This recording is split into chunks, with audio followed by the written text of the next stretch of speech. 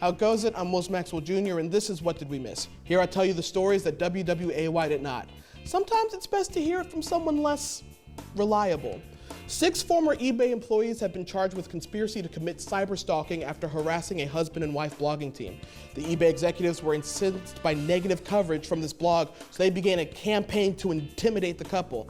And this is why I never leave negative Yelp reviews. I'm going to tread lightly here because what my research has taught me is that eBay has thin skin. So I'll still tell jokes, I'm just going to pull my punches because I don't want anyone to send a bloody pig mask to my place. Especially if they're shipping, because then I won't get it for another 2 weeks. The eBay employees would anonymously send gross and embarrassing items to the couple and then follow up as eBay and offer to help them find their stalkers. Prosecutors call it the white knight strategy, whereas I call it the syndrome. The shipments included live cockroaches, spiders, and a book on how to cope with the death of the spouse. Now that is a terrifying and clear threat. At the same time, kind of a sweet one. Like, I can't think of any supervillain that was like, I will destroy everything you love, and then we'll talk about what you're feeling. You know, grief is natural, and you shouldn't bottle it all up. I'm coming for you, but also I'm here for you. If you're thinking that these sound like stupid pranks from an 80s teen movie, that's because they literally got their strategy from Johnny Be Good. Yeah, out of all the Brat Pack movies, they were influenced by the worst one.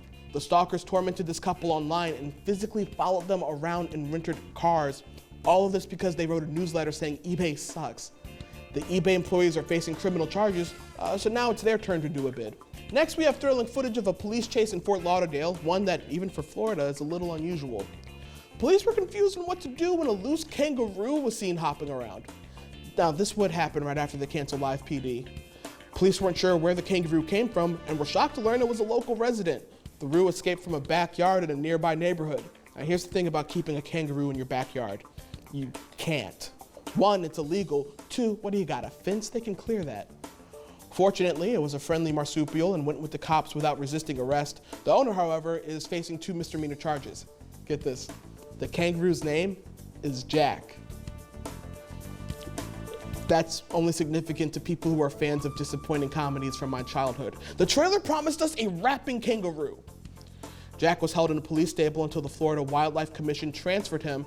They're not saying where he is now, so I assume he must have escaped again. One Japanese convenience store will soon be testing Telexistence's newest invention, a shelf-stocking robot.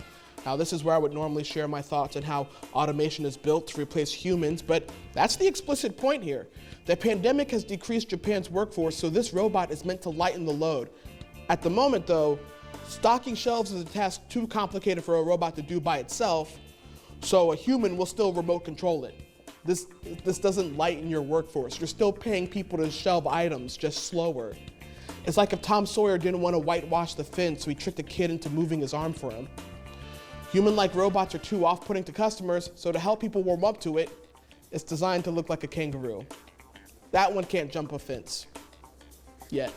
I'm Most Maxwell Jr., and that's what we missed.